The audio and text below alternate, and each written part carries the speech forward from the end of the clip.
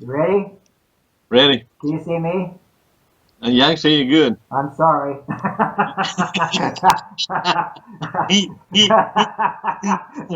Okay.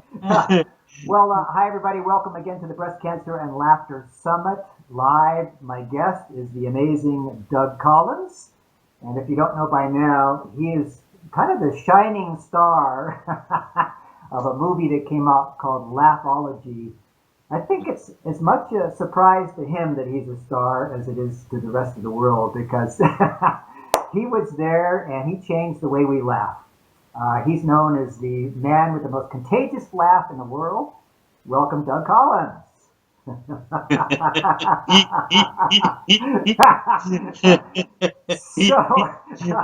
well, we've had a chance to chat a few times, but I wanted to ask you a few more questions Okay. since so many people are tuning into this breast cancer and laughter summit, and you are the supreme laugher. So tell us again.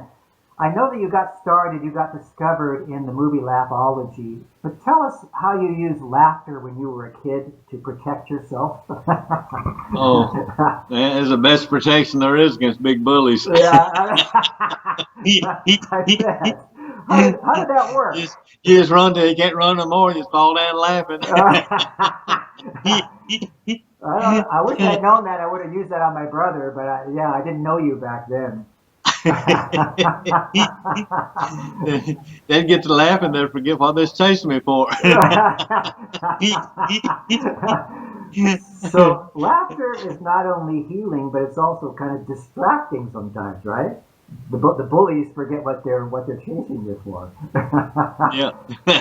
So we have a lot of folks watching who don't always feel like laughing, but one of the things we've learned when we tune into you is that it's real hard not to laugh when somebody has this wonderful laughter. So what do you suggest for people that might be going through chemotherapy, don't feel so good? How can we get started with some laughter? What do you think? Well, just kind of fake it until you make it. Just Fake start it, fake it till giggling. you make it. Okay.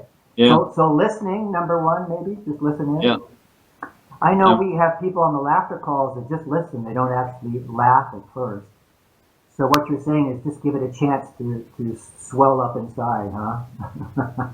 A lot of people they start out and they don't think they want to laugh. Yeah, Then yeah. everybody gets laughing. Next thing you know, they'll be laughing with you. Well, it's hard not to. Yeah. Right. And even if you don't feel good, because I have had the flu and things, and just a little bit of laughter has helped me with that. Tell us a bit about what's happened in your life since you were kind of discovered as being an amazing laugher. How have things changed for you? Well, I got famous. Yes, you did. Well, I like I the way laugh. you, I got friends all over the world. I laugh with yes, you do. laughter. And you've traveled the world with this laughter too, sharing it, Yes, sir. haven't you? Tell us about some of the places you visited.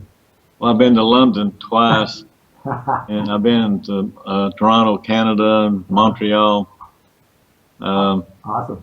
New York City, Uh Raleigh, Durham, North Carolina, Atlanta, huh. Memphis. Now, usually when you're kind of famous, people stop you and ask you for autographs, but do they stop you and ask you to laugh on the spot? Well, yeah, they'll come up. If they recognize me, they'll come and say, "Hey, laugh for me." so is that easy to do, or is that kind of hard to do? Well, usually I can do it.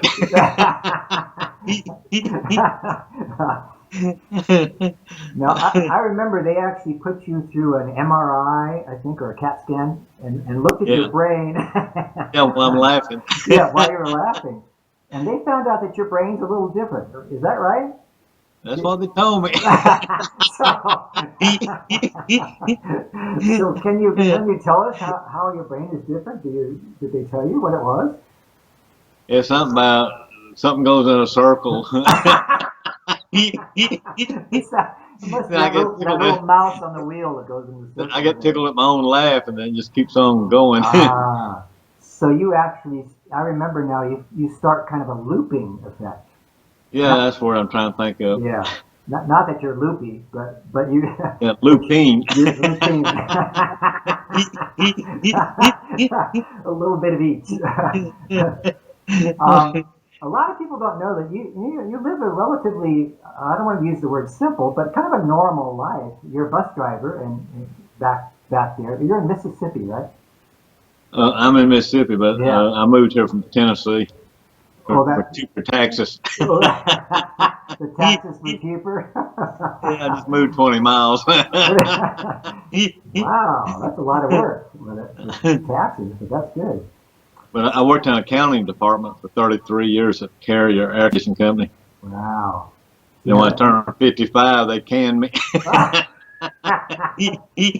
Those rascals. They You know canned, what? You got the they last canned, laugh. they canned 26 of us the same day. Wow. Well, we're just saying publicly right here, phooey on you people for doing Yeah. that. Yeah. Well, it didn't seem to hurt you much. Suddenly you're a famous man, and I'm sure the kids love you on the bus. Oh, they do. Do you get them laughing, or is it difficult? I try not to because it gets them too excited and hard to control them. Hard to control the bus too, right? Yeah, I have an assistant that rides with me and he helps control them, but we get them Oh, laughing. It's hard to control them. yeah. He gets the whip out, right? Yeah. So, what's it like living with you? I mean, does your family laugh? Does your wife laugh with you a little bit? Or they just think you're just kind of out there doing your thing? Well, I inherited my laugh from my mother. She Oh, had a pretty really? funny laugh. Tell us She about was that. jolly. Yeah, she was a jolly person. Yes, sir. You know, a lot of people think that you always have to feel good to laugh, but really, laughing is what makes you feel good. That's Oh, the it way it does. works. Yeah, You can be depressed and everything else. Go laughing and you'll forget about being depressed. absolutely. A lot of cancer survivors go through some depression. I certainly had a little bit after my diagnosis. Hmm. Do you recommend that for folks, laughter? I do. Yeah, sure. That's your prescription, doctor? They don't call me Dr. Doug for nothing. That's good. Well, just a couple more things, because I know you're a busy man. You probably have calls all the time. Do people bug you? You know, they call you and want you to laugh and do things like what I'm doing right now. Most of them just friends and relatives. Okay. I'm one of those bugging you, I think, but I I have. love to the Comedy Barn. I still go there Oh, quite you often. do? You do? You don't tell jokes, or do you tell some jokes too? Sir? Do you tell jokes when you go to the comedy bar? Oh no, I just laugh at theirs. I kind of imagine you're like the best audience anybody could have, right? They got a real good show there. It's Yeah. well worth the trip up there. They see you walk in, they go, "Oh, good, Doug's here. There's going to be some laughter in my show." It's good, clean family comedy. That's what I like about it. Yeah. Well, how did you get discovered on television? What show was that? The Comedy Barn. Oh, that was Comedy Barn. Okay, Uh-huh. good. In Pigeon Forge, Tennessee. Oh, okay. And they brought you up, and you kind of stole the show, as I recall. Yeah, well, see, the night I went, I didn't know if it was going to discover me or not. They Right, put me right, on the balcony. right. Sure. But I was laughing so hard, it didn't take them long to pinpoint me. Come on down. As I recall, the show stopped for about 15 minutes because the hosts were laughing so hard, right? Right. Uh-huh. Yeah. Well, we make real good friends. We're good personal friends now, and we keep in contact and everything. Wonderful. Well, that's a fantastic movie that you did, Laughology. Are there any plans to maybe do another one? Not that I know of. Okay, we're gonna start a I would petition. do it if I had a chance. Okay, well, we're gonna get the word out. Start a petition to do a sequel to that because it was a great movie. You know, my life dream, I'd always be on a sitcom, play the part of old grandpa, and be sitting there, grandma, cutting jokes at each other, and me laughing at her.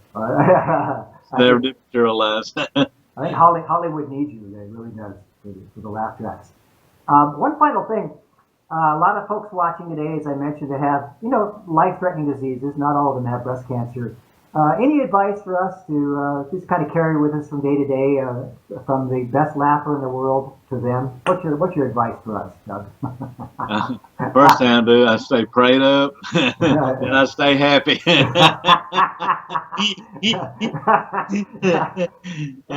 But that'd feel a whole lot better. You know, when you laugh, it takes away a lot of pain. Yeah. I don't know if you know that or not. I do know that because I'm pain free right now talking to you. Oh, really? Yeah, really. I can tell you, it really works. Um, you're a fantastic man. You've done so much for the laughter movement. Thanks for taking the time to talk with us, and we'll be laughing with you soon, Doug. Okay, sure. Thank you. Have a wonderful night. Our thanks to you.